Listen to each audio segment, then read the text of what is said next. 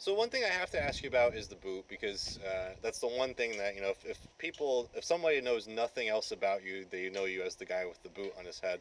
When did you start wearing the boot? I've been wearing the boot since about 91. Okay, and 91. what inspired that? I was at a rainbow gathering. It was rainy. I had a pair of galoshes. I put one on my foot, and then for some reason I put the other one on my head. And my foot got wet, but my head stayed dry, and people really seemed to like it. And so it became a thing.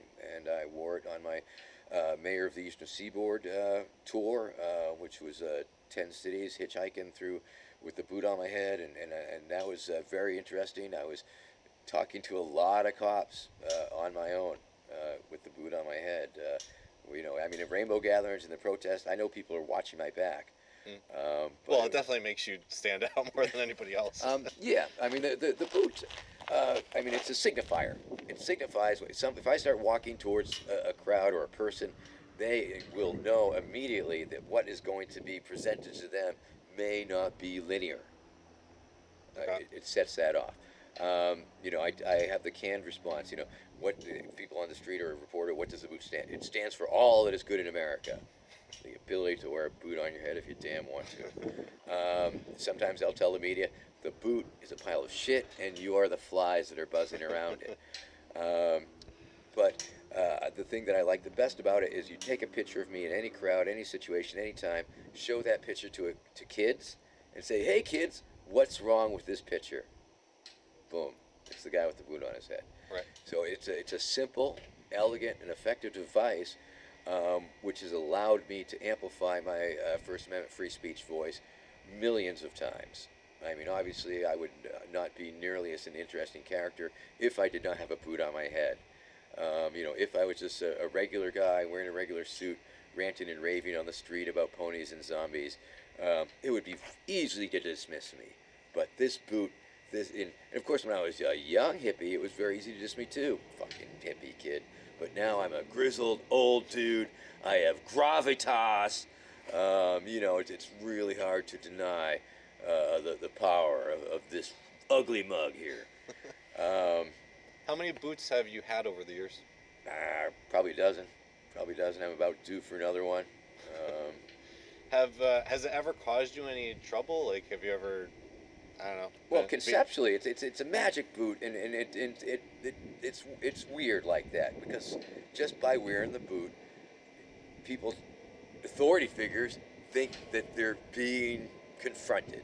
They're being, I'm a rebel or something. That man has a boot on his head. That will not do. That violates all decorum. No. And so a lot of times early on, I would find a lot of my time trying to go into these political events in New Hampshire, arguing about the boot. Yeah. Arguing, it's a hat, it's a boot. Why can't I wear the boot? And trying to make them explain why I can't wear a boot if I want to. Right. It's funny that sometimes there are just rules in society that aren't written down. They're not laws, but like you're not allowed to do it.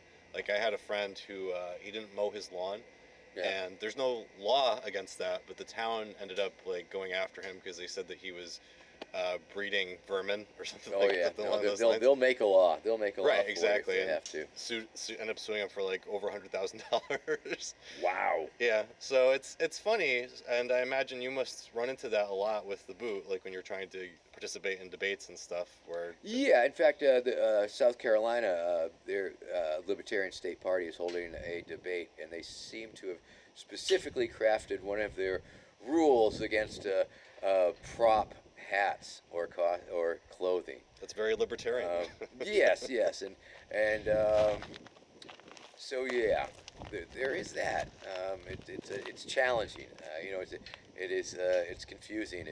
It's discording. It causes cognitive dissonance. All of these things. I mean, I like it. It's absurd. I'm an absurdist.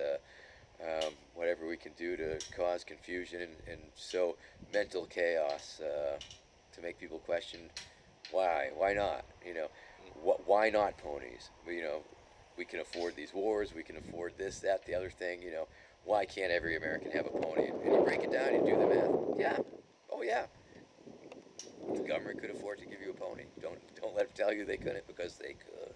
So at the end of the day, is that really what you're trying to do with these different campaigns? Is show how absurd our system is by just being more outlandish, or being outlandish in different ways? Well, I think so. Yeah, I mean, granted, it's easy. It's pissing on pissing on fish in a barrel. I mean, it's a easy enough thing to do, but I seem to have found a way, to bring this character into the real world, and the interactions. Because. Okay, here's Vermin Supreme's imaginary zombie pony mandatory toothbrushing interstate roller coaster world. Over here is reality, but they overlap. There's this Venn diagram overlap, Hmm. because it's me, because I exist in the flesh. It's not just internet. It's just not all memes. I go to New Hampshire. My name is legally Vermin Supreme. I raise money. I get on a ballot, up in New Hampshire. In real world, people can really vote for me if they want to. I have come in third in the New Hampshire primary on the Democratic ticket. I've come in fourth in the New Hampshire primary. It exists.